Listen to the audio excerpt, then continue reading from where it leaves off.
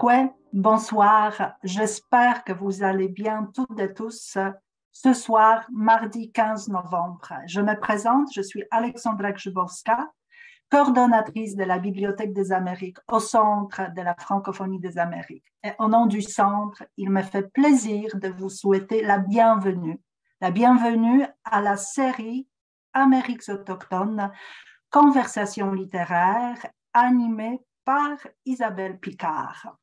Aujourd'hui, ce soir, c'est la deuxième conversation littéraire, la rencontre avec Fiorella Boucher, autrice d'origine guarani, paraguayenne et française. Ce programme est organisé par le Centre de la francophonie des Amériques. Je tiens très chaleureusement à remercier nos collaborateurs, donc le Secrétariat du Québec aux relations canadiennes, les salons du livre des Premières Nations Kwayantok, Fédération des Alliances françaises aux États-Unis, Alliance française de Chicago, ainsi que American Association of the Teachers of French. Quelques informations pratiques. Donc, la conversation sera de durée de 40 minutes et elle sera suivie de périodes de questions de 15 minutes. Je vous invite à échanger, à commenter, à poser des questions à notre invité. Ensuite, je pourrai le transférer et le présenter pendant la période de questions. Je vous invite également à choisir l'option écrire à tout le monde, à tous les panélistes, pour que tout le monde soit au courant de vos rétroactions. Ce qui me reste à faire, c'est présenter notre animatrice, Madame Isabelle Picard. Originaire de Wendake, Madame Picard est une ethnologue chargée de cours, chroniqueuse, conférencière, consultante et autrice. Isabelle, elle a rédigé la première politique culturelle de Wendake, puis elle a œuvré à mettre en place le projet de revitalisation de la langue Wendat.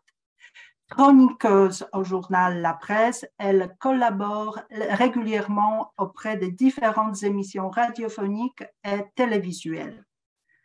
En mai 2020, elle devient la première conseillère aux affaires autochtones de la Société Radio-Canada. Et Isabelle Picard, c'est une grande amoureuse des lettres. Donc, on est vraiment entre le fan de lettres ce soir. Elle a contribué aux différents projets littéraires et en 2021, elle a publié son premier roman jeunesse intitulé Niche, le Nord et le Sud aux éditions Le Malin. Le deuxième tome de cette saga vient de paraître au début d'été 2022. Et écoutez la nouvelle des derniers jours, de la semaine dernière. Niche a remporté le prix littéraire des enseignants de français au congrès de l'Association québécoise de professeurs de français, dans la catégorie roman 8 ou à 12 ans. Mais Isabelle, vous allez me corriger. Et la bonne nouvelle, c'est que le roman de la série d'Isabelle Picard se trouve dans la Bibliothèque des Amériques. Donc, c'est à vous de la découvrir et de la lire.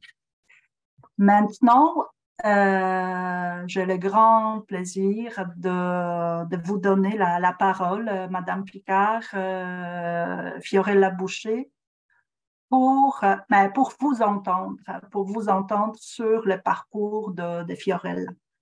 Bonne rencontre. Merci beaucoup, Alexandra. Merci. Et pour la petite clarification, Niche s'adresse, donc c'est aux 9 à 12 ans. Donc, vous étiez là, tout à fait. Donc, merci pour cette belle introduction. Bonsoir, Fiorella. Bonsoir, Isabelle. Je suis vraiment, vraiment très contente de t'avoir avec nous aujourd'hui. On va passer la prochaine heure ensemble. Ça va permettre aux gens de te découvrir, de découvrir ton univers vraiment particulier qui passe beaucoup par la poésie. J'ai eu la chance de lire donc je te l'avais dit, ton recueil. Extraordinaire. Écrit un peu à la façon d'un journal intime. En tout cas, il y a quelque chose de très intime dans tout ça, puis on y reviendra. Dans un premier temps, bien sûr, Alexandra, t'as présenté, on a choisi de se tutoyer. Je vais le dire aussi pour que les gens comprennent. On était plus à l'aise à se tutoyer. Donc, on t'a présenté, mais j'aimerais ça que toi, tu te présentes. Qui est Fiorella Boucher? Bonjour Isabelle, moi aussi je suis très contente d'être ici avec toi et de partager cet échange, cette conversation d'1 heure avec le monde qui nous écoute, qui est présent, qu'on ne voit pas, mais qu'on imagine de l'autre côté. Et merci aussi d'abord au Centre de la francophonie des Amériques pour cette invitation. Donc, je vais me présenter. Je suis Fiorella Boucher. Je suis née à Cordoba, qui est une ville au centre-nord de l'Argentine. Moi, je suis guarani de par ma mère. Ma mère est née au Paraguay. Et puis, elle s'est réfugiée en Argentine quand elle avait 19 ans. Et elle a tout quitté, sa famille, puis elle n'est plus jamais retournée au Paraguay. Et moi, j'ai grandi en Argentine et je suis française de par mon père, qui est né en France et grandi en France. Et moi, j'ai commencé à écrire la poésie sans savoir en fait que ça m'a pris beaucoup de temps de me rendre compte que ma mère était une poète parce qu'elle a toujours partagé des histoires avec moi avec une parole très, très poétique. Et bon, moi, je ne savais pas, mais quand j'ai commencé à découvrir plus et plus la poésie, je me rendais compte que c'était ma première influence. Et donc, c'est pour ça que dans le recueil, j'ai écrit que c'est un recueil pour ma première poète, ma mère. Et quoi d'autre? Peut-être que je vais dire un mot sur... tu m'avais dit de raconter un peu c'est qui les Guaranis. Donc, je veux dire un petit mot. Les Guaranis, c'est un peuple autochtone qui est surtout présent au Paraguay. Mais il y a aussi des Guaranis au Brésil, en Bolivie et plus minoritairement en Argentine et en Uruguay. Donc, voilà. C'est un peuple donc qui est assez étendu donc en Amérique du Sud. Revenons peut-être à justement ton parcours vers la poésie. Tu dis que ça, sans le savoir, tu l'as un peu hérité de ta mère, la façon dont elle racontait les histoires d'une façon très poétique. Quand est-ce que tu as commencé vraiment, toi, à écrire de la poésie, à te raconter de cette façon-là? Comment c'est arrivé? Alors, c'est une bonne question, en fait, parce que moi, j'ai commencé, je dirais que le fait de vouloir écrire des histoires intimes, donc c'est vrai qu'il y a un côté des journaux intimes, ça fait en sorte que la façon de raconter des histoires de ma mère revenait, puis ça m'a beaucoup influencée. En fait, pour l'anecdote, moi, quand j'étais à l'école, j'aimais pas du tout toutes les matières en lien avec la littérature, les langues, l'histoire. Ça me faisait vraiment horreur d'étudier. Donc, toi, tu es anthropologue, donc tu dois avoir un amour à ça depuis longtemps, j'imagine, parce que tous les anthropologues que je rencontre, ils sont tombés, il y a une passion là-dedans. Moi, j'ai toujours eu un penchant pour les mathématiques, les langages plus scientifiques. Et donc, vers l'adolescence, je crois que j'avais besoin de me ressourcer quelque part et la littérature a commencé à s'ouvrir à moi. Et c'est un intérêt qui était assez timide au début parce que on ne rentre pas dans la littérature tout de suite. Des fois, ça prend du temps jusqu'à tomber sur quelque chose qui nous parle. Et donc, je pense que la littérature féministe était la première porte d'entrée pour moi. Donc, à ce moment-là, j'ai commencé à écrire de petites notes ici, par là, sans m'imaginer qu'éventuellement, un jour, j'allais écrire un recueil de poèmes et que j'allais me proposer pour une publication. Donc, c'était assez inattendu pour moi parce que je m'imaginais pas comme ça, je me voyais pas comme ça. Et c'est arrivé ici, en plus en français. Donc, il y a eu un changement de langue aussi. Ben Donc, oui, parce que le français, évidemment, n'est pas ta langue maternelle. Donc, mais tu as quand même voulu publier en français. Pourquoi ce choix-là? en fait, parce que tout simplement, j'étais ici au Québec. J'ai déménagé ici. Je réside au Québec depuis 2016. Je suis résidente permanente ici. Et donc, j'ai commencé à mener mes engagements quotidiens, ma vie en français. C'est devenu ma langue d'usage, même si elle n'est pas ma langue maternelle. Puis l'écriture, en fait, ça m'a aidé, en fait, en quelque sorte, à apprendre le français aussi, parce que quand on est dans l'apprentissage d'une langue seconde, l'écriture est hyper importante pour prendre les moments, de trouver les mots, chercher l'espace personnel pour développer ses capacités à communiquer.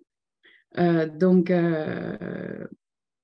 et je pense que c'était aussi une façon pour moi de prendre la distance nécessaire que j'avais besoin de prendre pour mettre les mots sur des choses importantes, mais difficiles à exprimer.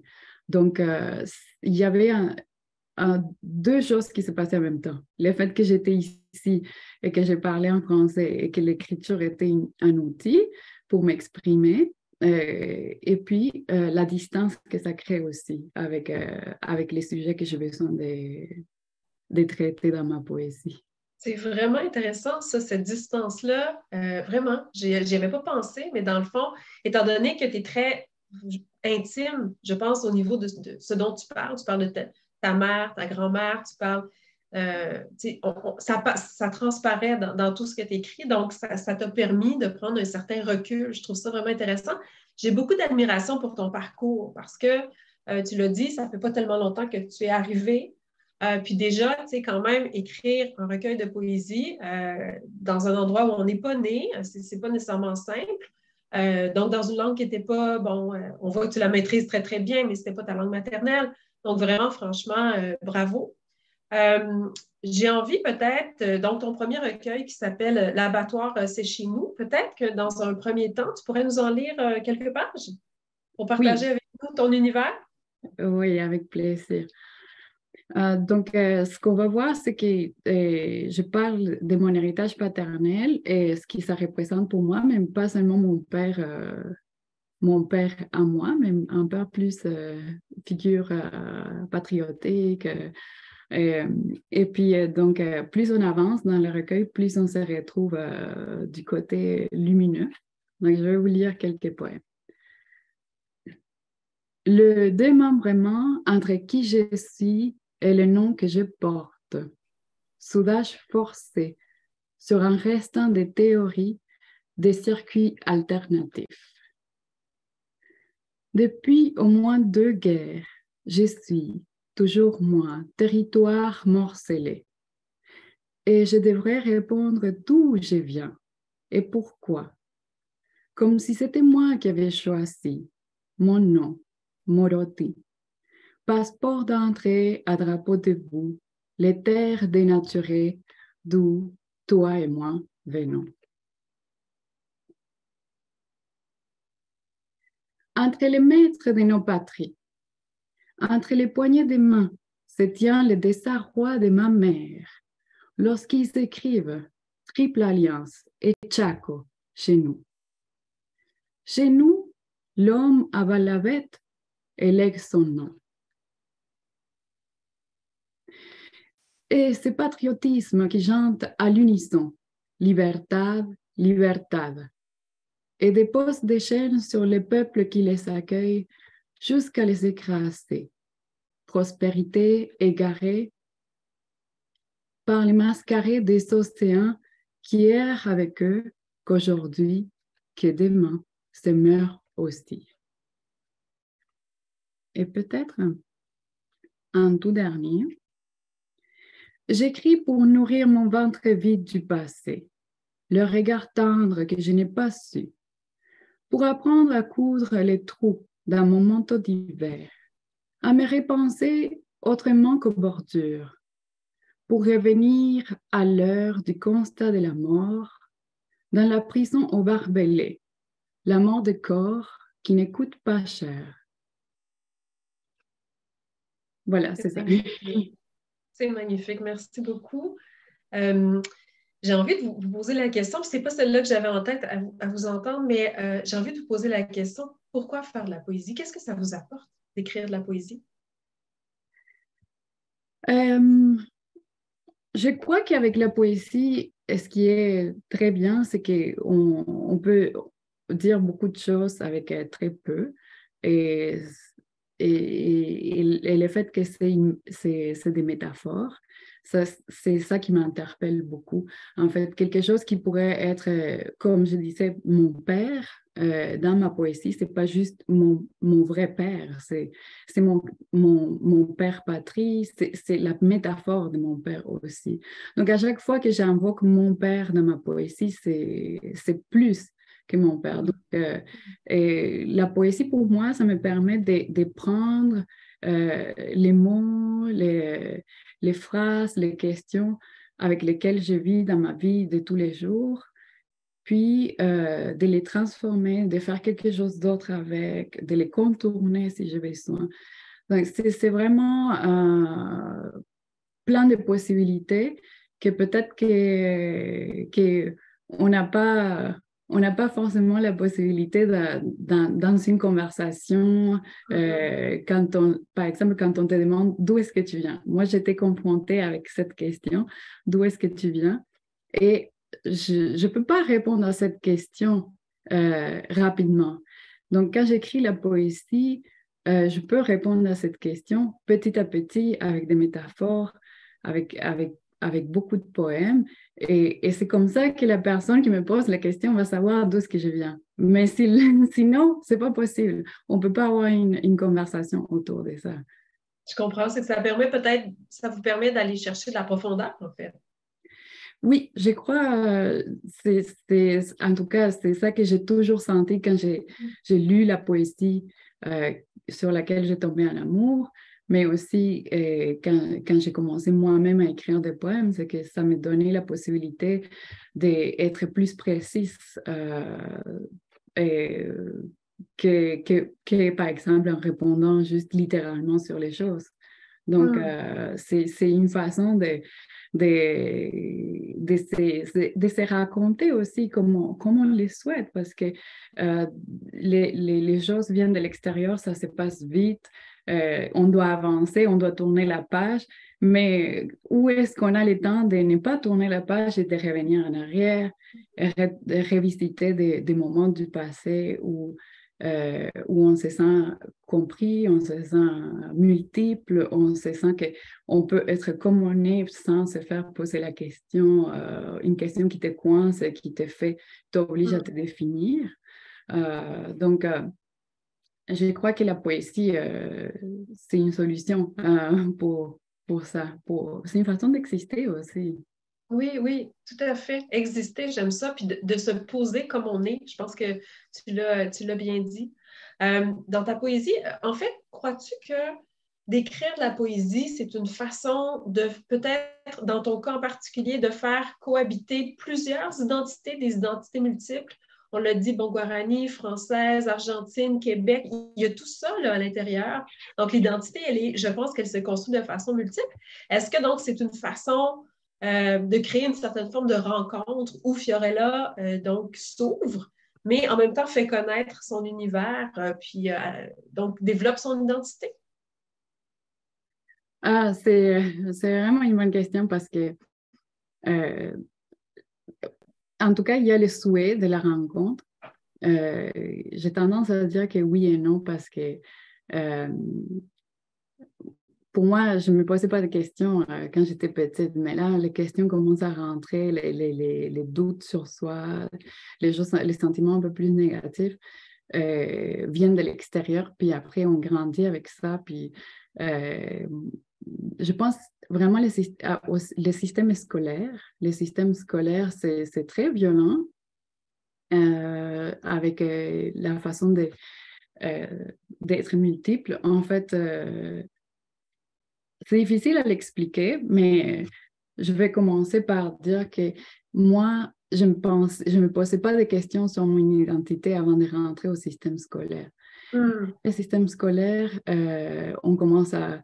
les noms de famille, ça fait une différence, comment on te perçoit. Et donc, c'est là aussi que les questions des classes sociales vont te définir beaucoup aussi. Et moi, dans mon cas aussi, je viens d'une famille qui... être fille de parents exilés, où il n'y a pas une appartenance à l'Argentine. Donc, moi, j'étais beaucoup confrontée à ça. Je ne me sentais pas vraiment rentrer dans le récit national qu'on se raconte de ce qu'est la nation argentine. Et donc, en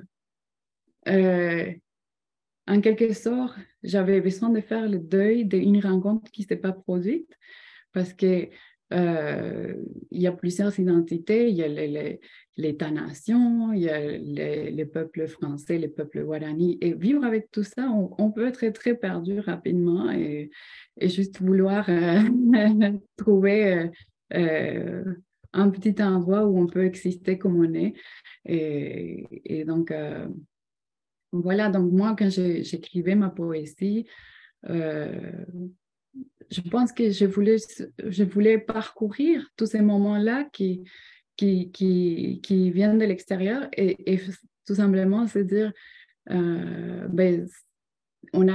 j'accepte que je ne peux pas changer 4 siècles d'histoire, en fait. Je ne peux pas changer le colonialisme, mais on vit avec les conséquences et donc plutôt témoigner de ça. Et c'est souvent, je pense que c'est le genre d'expérience.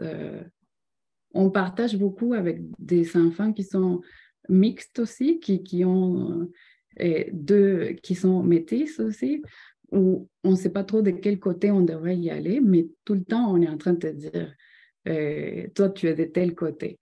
Et donc, on ne sait pas comment se positionner par rapport à ça parce qu'il n'y a pas la place pour se dire comment nous, on se sent, comment est-ce que nous, on se définit, comment est-ce que nous, on se voit. Et la plupart du temps, en fait, on se trompe quand on dit qui tu es de l'extérieur parce qu'on n'a pas eu le temps de t'écouter. C'est vrai, ça, c'est vrai. Et est-ce que la poésie, donc, ça serait une espèce de cheminement vers une certaine guérison, se rapprocher de soi-même? Est-ce que c'est comme ça que tu le vois? Oui, je pense que dans les deuils, il y a de la guérison. Donc, moi, quand il y a des deuils que je voulais faire, puis il y a des deuils que je n'ai pas eu le choix de faire. Et qui se sont... Donc, il y a c'est un outil pour la guérison, comme il y en a d'autres. Mais moi, je l'ai utilisé pour ça, pour pouvoir mettre les mots sur des choses où on ne m'avait pas donné la permission de me prononcer. Donc, c'est un terrain pour créer sa propre réalité, sa propre version des faits, se donner l'opportunité de s'exprimer. Donc, il y a de la guérison dans ça, mais il y a aussi de l'exploration. Et c'est ça qui est magnifique, parce que on peut rentrer sur des choses qu'on ne s'attendait pas auparavant, qu'on allait pouvoir toucher, et puis continuer par là, continuer jusqu'à tomber sur quelque chose d'autre. Donc, c'est comme labyrinthique. Je ne sais pas si je prononce bien les mots, mais un labyrinthe. Oui, d'accord. Est-ce que est-ce qu'il y a eu un facteur déclencheur qui a fait à un moment donné, bon, ben, il y a quelques années, quand vous avez eu le projet de publier la poésie, de dire, bon, ben là, je prends ça au sérieux, puis vraiment, je vais pousser mon projet. Est-ce qu'il y a quelque chose qui s'est passé qui a dit, il faut que je le fasse, il faut que je le rende à maturité, puis que je le publie? Oui, oui, effectivement. En fait, et quand j'ai commencé à écrire pour vrai, l'abattoir, c'est chez nous, c'était parce que ma grand-mère est décédée. Donc, ça, c'était l'année passée. C'est passé vite le temps, mais moi, là, c'était dans l'urgence. J'avais besoin d'absolument me mettre à écrire des poèmes, puis ramasser des souvenirs, ramasser... c'est une question de mémoire aussi. Je voulais conserver tous ces moments où j'étais avec elle et elle pouvait me transmettre des mots en guarani, elle pouvait me transmettre des histoires. Donc, ça partait dans un sentiment de responsabilité aussi, de que quand elle est partie vite aussi. C'était la pandémie au tout début, puis les frontières étaient fermées, et on pouvait voyager nulle part. Moi, je ne pouvais pas sortir du Canada. Ma mère ne pouvait pas sortir de l'Argentine, puis elle est décédée au Paraguay. Donc, c'était comme ça, c'était dans l'urgence de créer un espace pour invoquer des souvenirs, pour invoquer les mots qu'elle m'apprenait, comment les prononcer aussi. Donc, à ce moment-là, j'ai eu l'impulsion de l'écrire pour vrai, de me mettre, et je ne pouvais pas arrêter. Donc, ça rentrait en conflit avec les études que je devais finir. Et donc, j'étais un peu entre les deux. Est-ce que j'ai fini mon diplôme? Je sais que ça la rendrait heureuse et fière que je finisse mon diplôme, mais je ne pouvais pas arrêter d'écrire mes poèmes. Donc, j'ai envoyé pour publication. Comme ça, je pouvais arrêter d'y penser pour un moment. Oui, je comprends vraiment. Vraiment. Puis vous parliez de l'héritage de ces mots-là que vous a donné votre grand-mère, de la langue guarani. Justement, quelle place ou quelle importance prend la langue dans votre poésie, la langue guarani? C'est vraiment important parce que ben, ça fait partie de l'identité. Toi, en tant que Wenda, tu dois les savoir aussi. Tu travailles beaucoup avec la revitalisation. Oui, un peu. On essaie d'apprendre. Je suis un peu comme toi dans un processus d'apprentissage. Oui, mais nous, dans notre cas, ce qu'on voit aussi de génération en génération, c'est à quel point c'est rapide la perte, et avec ça aussi, c'est la perte d'identité. Donc, ma grand-mère, du fait qu'elle, jusqu'à l'âge de 8 ans, elle habitait avec ses parents, donc c'était sa première langue, mais elle s'est fait enlever de sa famille, puis placée pour du travail domestique forcé dans une famille dans la ville du Paraguay, à Asunción.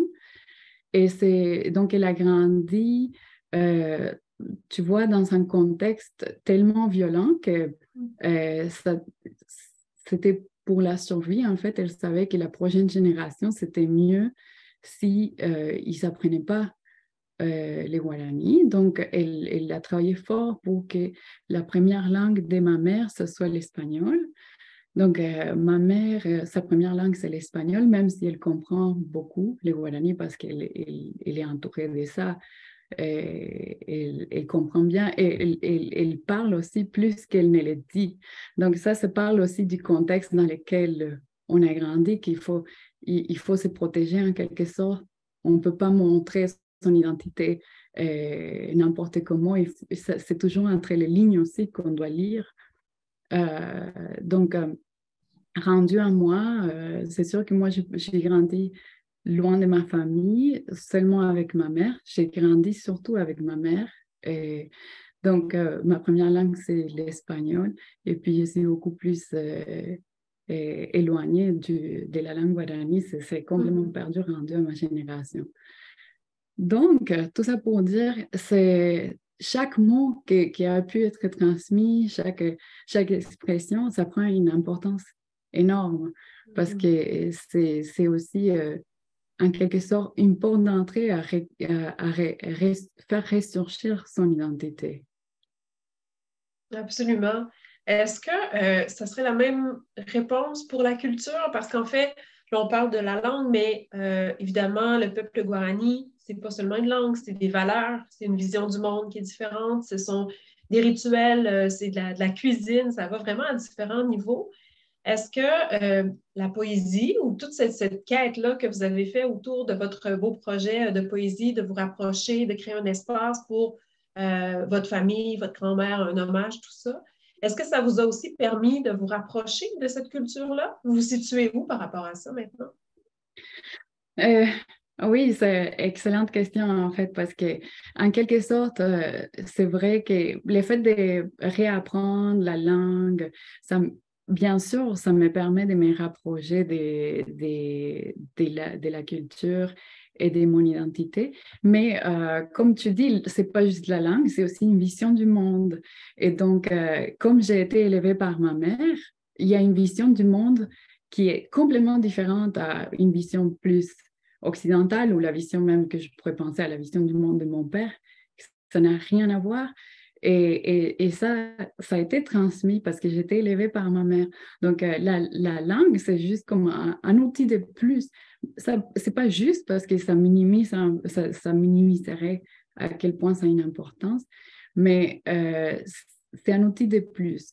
Mais la vision du monde, moi, quand je parle à mon recueil, par exemple, des violences interraciales intrafamiliales, on voit, je veux peut-être les chercher, mais je vois par exemple la vision, j'essaie de montrer que la vision posée sur l'enfance ou sur l'enfant, du point de vue de ma mère, c'est pas la même vision que une vision occidentale où mon père, par exemple, il peut se permettre de donner des ordres, de parler d'autorité, de crier à un enfant quand il n'agit pas comme il devrait agir. Mais ma mère, ce n'est pas du tout le cas. Et ça, c'est une vision complètement différente.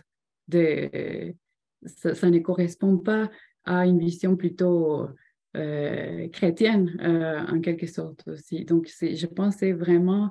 c'est pour donner un exemple, mais il y a plein de choses aussi qui n'ont pas rapport forcément avec la langue, mais une vision du monde qui est complètement différente. Donc, je vais essayer de trouver un poème où oui, j'avais ça serait bien. ça. J'ai toujours voulu que ma mère m'explique. Elle n'a pas voulu. Mon père au téléphone parle à une inconnue. Peux-tu t'occuper d'eux? Leur mère est aussi intelligente qu'un enfant.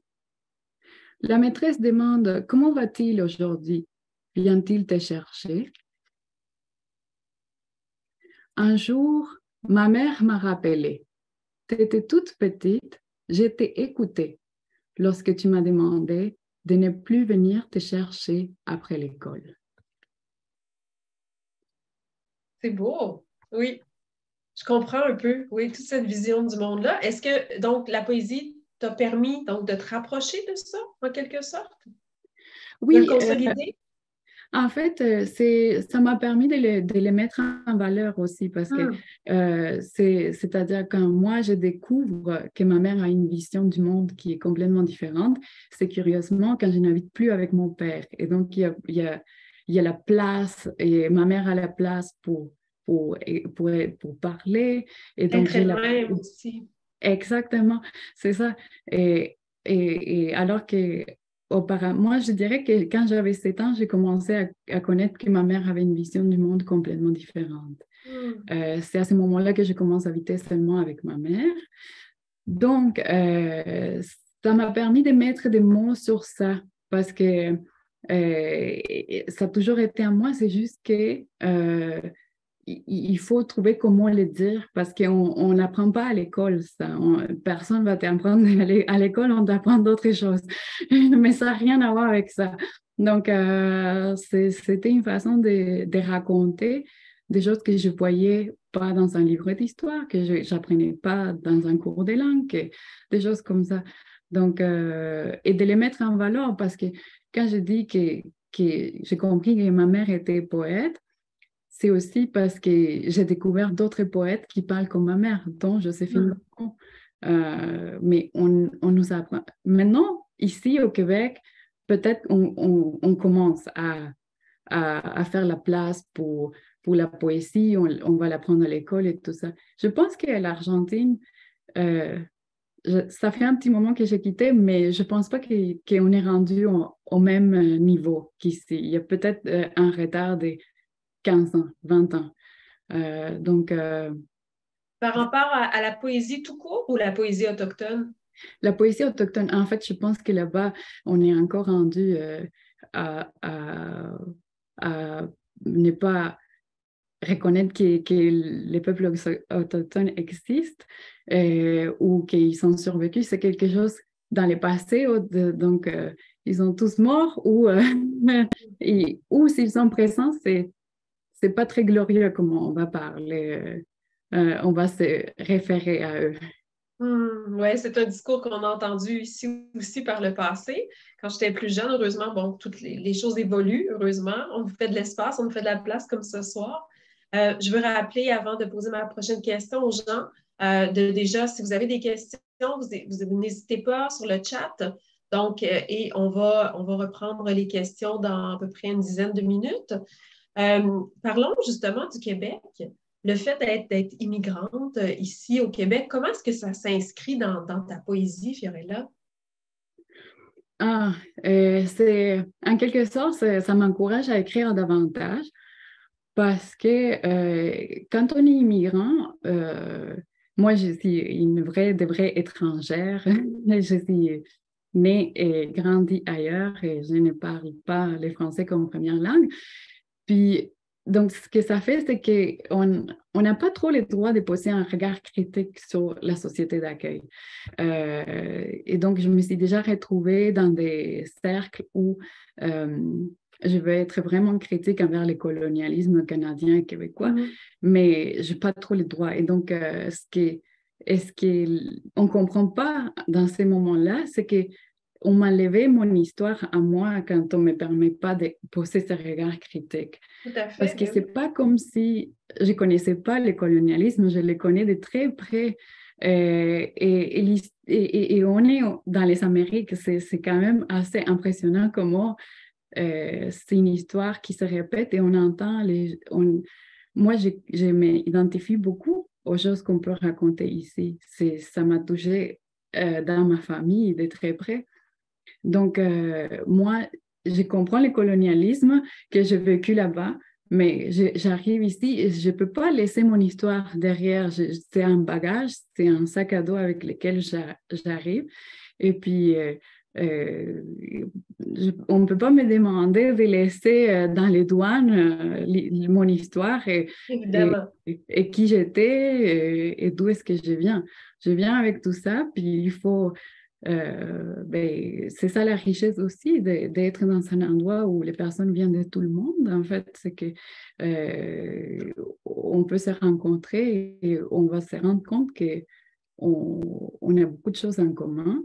Et donc, voilà, la question est, au final, c'est est-ce qu'on est capable de rentrer en vraie conversation avec les personnes qui viennent d'ailleurs? Voilà, oui, puis c'est une grande question. Et je ne veux pas mettre des mots dans ta bouche, mais la poésie, c'est peut-être une façon de le faire pour toi, non? Oui, clairement. Clairement, c'est pour ça que moi, je pense, quand je parle de l'Argentine, je parle beaucoup de l'Argentine parce que c'est ça que je connais. Et donc, quand je pose mon regard critique envers le colonialisme de l'État-nation argentin, je sais que ce n'est pas isolé et que ça ne concerne que l'Argentine, ça concerne énormément, ça concerne tous les pays de l'Amérique latine, ça concerne le Canada aussi. Donc, moi, je parle de l'Argentine, mais c'est parce que je suis née là-bas et grandi là-bas, mais c'est tout. Donc, c'est tout à fait normal, en fait. Et pourquoi ce titre-là, L'Abattoir, c'est chez nous que je trouve parfait. Mais j'aimerais ça t'entendre là-dessus. Eh bien, c'est un lien avec ce qu'on discutait tantôt sur la rencontre. J'aurais voulu qu'il y ait une rencontre. En fait, ça m'aurait arrangé qu'il y ait une rencontre entre mon héritage paternel et mon héritage maternel. Mais la rencontre elle ne s'est pas produite. Il y a plusieurs rencontres qui ne se sont pas produites parce que, voilà, on ne peut pas se rencontrer vraiment si on est dans la dans une suprématie, si on est dans une pyramide hiérarchique et on n'est pas prêt à entrer en dialogue, entrer dans l'écoute. Et donc, malheureusement, l'abattoir, ça fait référence à mon nom de famille, Boucher, et puis il est chez nous. Et c'est pour ça que chez nous est tout détruit aussi. Donc, je suis dans la recherche dans chez nous où l'abattoir n'est pas là. J'aurais pas voulu que ce soit comme ça, mais c'est comme ça. Je peux pas changer les 4 siècles d'histoire.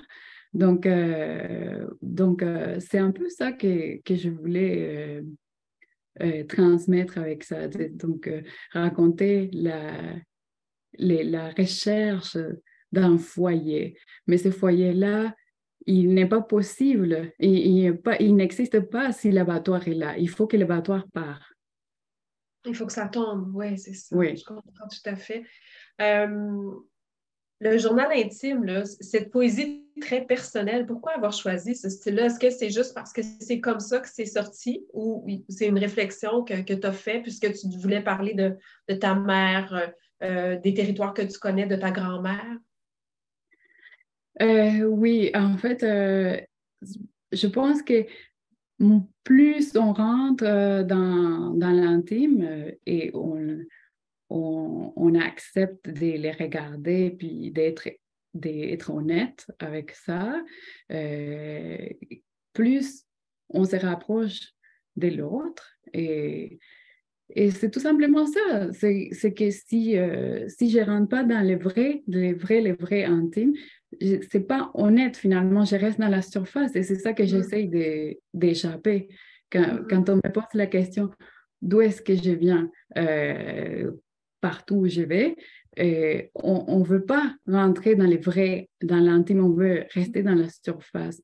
Donc, ma solution, c'est dans ma poésie, rentrer dans l'intime et dire non, attends-moi. Donc, si tu veux savoir d'où est-ce que je viens, il va falloir que tu prennes avec moi tout un parcours, que tu parcours la poésie, que tu saches c'est qui mon père, c'est qui ma mère, c'est avec qui que j'ai grandi, c'est quoi qu'on m'a dit, c'est quoi qu'on m'a pas dit. Et là, peut-être qu'on va pouvoir dire d'où est-ce que je viens, mais autrement, on va rester dans la surface. Mais cette authenticité-là demande beaucoup de courage. Je peux m'imaginer. Alors, bravo. Je sais qu'il y a déjà plusieurs questions qui sont entrées. Donc, j'ai envie à ce stade-ci, Fiorella, de te dire merci beaucoup. Peut-être qu'on va se reparler, peut-être pas. L'idée à ce point-ci de la rencontre, c'est de laisser la parole aux gens pour qu'ils puissent s'adresser à toi par le biais d'Alexandra. Je veux quand même remercier aussi donc, la Bibliothèque des Amériques de rendre cet espace-là possible. Rémi à la technique, Alexandra, bien sûr, qui va prendre la relève. Merci à tout le monde d'avoir été là, d'avoir pris un moment. Ce n'est pas terminé. Donc, il nous reste une quinzaine de minutes où vous allez pouvoir discuter. Si vous êtes à Québec, en fin de semaine, il y a le Salon du Livre des Premières Nations aussi. Donc, il y a des activités un peu partout. Vous pouvez aller voir sur le site web pour rencontrer des auteurs. Est-ce que tu vas y être, Fiorella? Comment? Excuse-moi. Est-ce que tu vas être au Salon du Livre en fin de semaine? Non, non, juste virtuellement aujourd'hui avec vous. Parfait. Ben, c'est déjà un bel accès. Merci beaucoup. Alors, Alexandra, je te cède la parole pour la suite. Merci. Merci à toi. Oui, bonjour, bonjour, bonsoir. Écoutez, mais premièrement, je tiens à remercier Isabelle. Merci pour ces questions tellement éclairantes qui nous ont permis à entrer directement dans l'imaginaire poétique de Fiorella. Fiorella, également, merci pour ces partages très généreux. D'avoir partagé ton histoire personnelle. Hein. C'est vraiment, tu nous as parlé des origines, de ton besoin d'écrire, de parler de ton passé, mais à travers la poésie. Donc, c'est sûr que ça nous aide à comprendre mieux ton parcours et également ton recueil de poésie. C'est ça, je vais passer maintenant, je vais prendre plusieurs commentaires, mais en général, les commentaires Fiorella sont très, très positifs. Je vais lire quelques-uns. Donc, Judith nous dit magnifique Fiorella.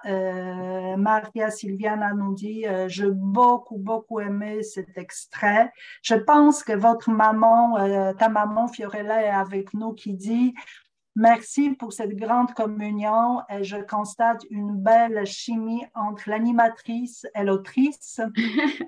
Nous apprenons beaucoup grâce à cette conversation. En effet, on a appris vraiment beaucoup. Geneviève Brandt nous dit l'identité vue par Fiorella, c'est de la magie. Daniel nous dit félicitations, très agréable de t'entendre Fiorella parler de ton histoire. Maria Silvana nous dit encore je suis entrée dans un autre univers ce soir. Voilà. Donc, les questions. La première question, c'est la question de Denise Mans qui nous dit, qui te pose, qui voudrait savoir un peu plus sur le choix d'écrire en français. Est-ce qu'il y a un lectorat auquel tu penses quand tu écris en français? Et également par rapport au lectorat guarani. Mais merci pour la question. Malheureusement, je n'aurais pas pu écrire le recueil en guarani. Ça, c'est un rêve à accomplir dans le futur, peut-être. Et je pense que le fait que je suis ici au Québec, ça m'a encouragée à écrire en français parce que j'ai lisé beaucoup de poésie autochtone ici et je pense malheureusement qu'en Argentine, on n'est pas rendu au point d'ouvrir une plateforme pour la littérature des premiers peuples.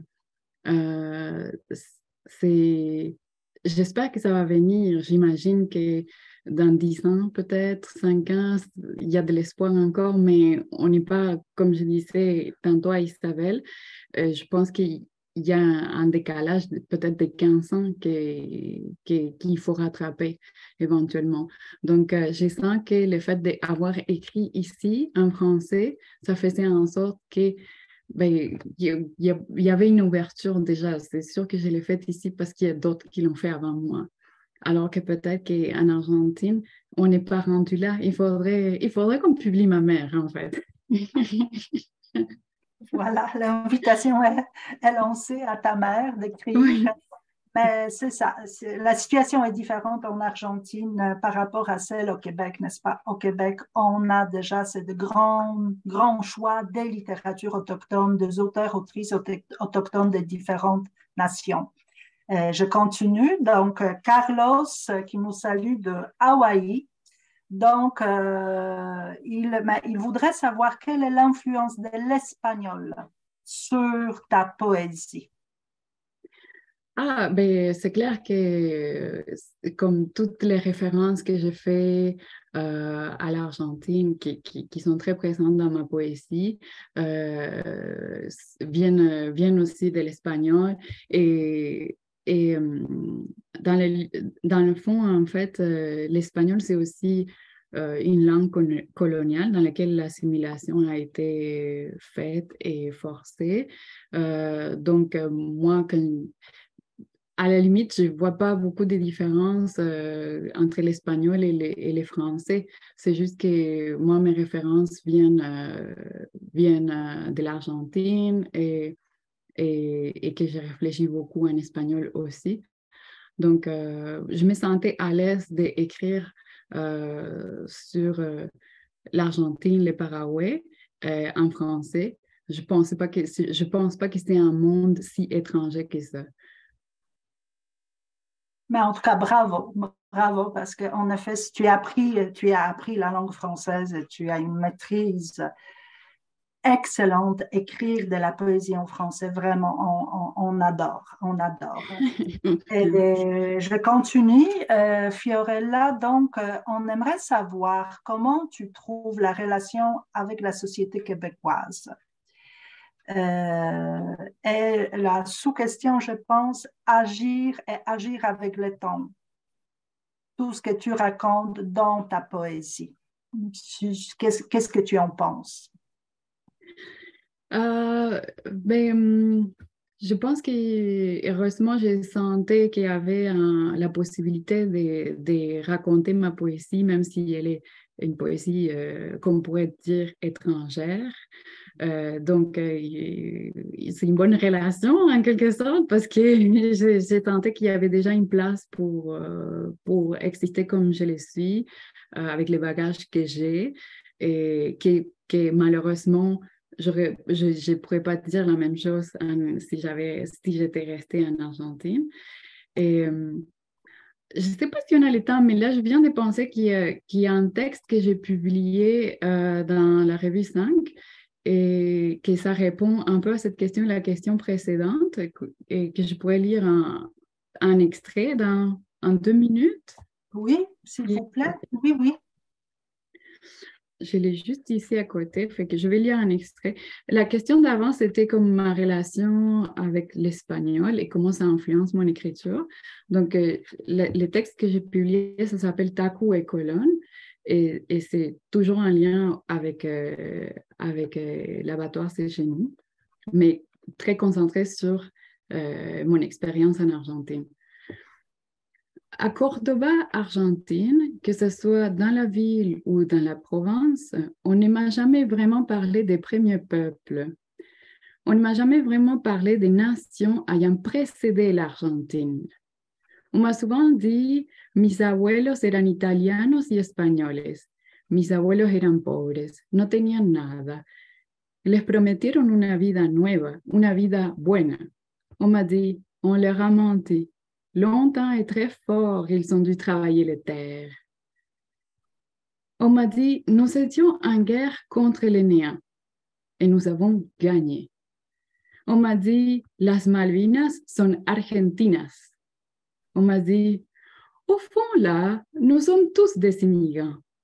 Et du même coup, on s'est exclamé, paraguas, perucas, bolitas, son indios, son sucios. Ici, une chance, on parle l'espagnol. Taku précède Colón. Taku les a vus débarquer de leur bateau et les a vus tout éventrer. Là où ils ont mis une grosse avenue, construit des rues, mis des panneaux, des lampadaires et des pizzerias, Taku n'a pas bougé d'un seul pouce. Taku ne fait pas de bruit, pas besoin. Taku a vu ses amis se faire enlever, se faire torturer, longtemps avant la dictature et pendant aussi. Taku tient debout depuis 600 ans et plus, dans un quartier qu'on a baptisé à la mémoire d'un homme père patrie, mais que des survivantes connaissent depuis toujours. Les survivantes contournent la taille de Taku, formant un cerne de plus dans son écorce. Leurs chants s'envolent des branches, en voûte le bleu et les blancs du ciel. Nous non plus, nous n'avons jamais quitté, entend-on au rythme du tambour. Nous non plus, nous n'avons pas quitté. Merci beaucoup. Merci beaucoup, Fiorella, pour cette lecture. Et je partage tout de suite l'opinion de Cilia Domingos qui nous dit bonjour de Mexico, premièrement. Ensuite, un grand merci pour ce superbe échange. Je cite, « Je fais le vœu que vous ouvrirez la voie avec E et avec X, n'est-ce pas, à d'autres peuples autochtones d'Amérique latine. » Voilà, c'est ce qu'on vous souhaite, Fiorella. La question suivante, Geneviève Brandt nous dit, est-ce que le français vous apporte une distance pour dire de choses qui ne pourraient pas être dites dans d'autres langues? Oui, heureusement, je crois que ça m'a permis une certaine distance parce que je me sens assez étrangère au français, curieusement, même si je suis d'origine française. Donc, j'ai commencé à apprendre le français quand j'avais 14 ans à l'Alliance française. Euh, j'ai continué, je l'ai appris pour vrai ici au Québec. Et donc, je me sens assez étrangère. Ça fait pas, les Français, ça fait pas partie de mes relations. Je connais pas beaucoup de Français autres. Je l'ai connu juste mon père, puis il m'a même pas dit qu'il était français. Je l'ai appris par d'autres personnes. Donc, je me sens assez distante du français. Donc, c'était une distance importante pour pouvoir écrire ma poésie qui est très intime et que je la raconte avec beaucoup de responsabilités aussi parce que la personne la plus importante là-dedans pour moi, c'est ma mère. Et donc, ma mère qui me suit et qui est au courant de ce que j'ai fait et elle m'a beaucoup appuyée. Puis, ça les rend extrêmement fiers de voir que j'écris et que je mets le Guarani et que je lui donne une place importante. Donc, tout ça pour dire que ça a été une belle opportunité pour moi et que j'apprécie et je suis vraiment reconnaissante de pouvoir avoir cette plateforme de pouvoir raconter mon histoire, même s'il vient de loin. Et j'espère qu'à l'avenir, ça va être plus facile pour les personnes comme moi de raconter et d'écrire la poésie en espagnol et dans leur pays d'origine. Oui, pour le moment, c'est ça. Voilà. Mais à propos de ton pays d'origine, on a encore une autre belle question qui vient de François Paré, qui dit: Merci Fiorella. Merci pour cette entrevue inspirante avec Isabelle. En t'écoutant parler, je voyais qu'il y avait un lien fort entre ton enfance en Argentine, dans une famille multiculturelle, avec ta mère surtout, où on n'a pas permis d'être toi-même, et ta recherche aujourd'hui d'une autre identité. La question: quelle est cette identité? Mais je ne dirais pas que je suis à la recherche d'une autre identité, mais plutôt que l'identité guarani à moi n'a pas eu la possibilité de s'exprimer comme je l'aurais souhaité par plusieurs raisons. Le fait d'avoir grandi dans un pays qui ne reconnaît pas, honnêtement, qui ne reconnaît pas l'existence des peuples qui précèdent l'Argentine. Et lorsqu'ils font partie de la conversation, on souhaiterait de ne pas exister. En fait, je parle beaucoup dans mon recueil d'avoir ressenti la honte d'être qui j'étais ou d'où je venais. Et ça, c'est quelque chose qui malheureusement, ça parle aussi de la société. Parce qu'un enfant qui a honte d'être qui il est, un enfant qui demande à sa mère de ne pas venir la chercher après l'école, ça parle de la société dans laquelle on vit plus que de l'enfant. L'enfant juste reçoit les préjugés, puis il comprend qu'il faut essayer de rentrer dans le moule en laissant des choses importantes, en laissant qui on est de côté. Donc, je ne dirais pas que je cherche une nouvelle identité, mais plutôt que je cherche à faire ressurgir des choses qui ont toujours été en moi, mais on n'a pas permis de les laisser exister et de les mettre de l'avant. Voilà. Merci beaucoup. Moi, j'ai envie de poser la dernière question qui vient de ma part. Ce qui m'intéresse beaucoup, c'est la question de Isabelle a évoqué cet aspect, le déclencheur. Donc, tu as dit que c'est le départ, le deuil, la mort de ta grand-mère, n'est-ce pas, qui t'a inspiré pour garder ton héritage, pour parler, pour transmettre.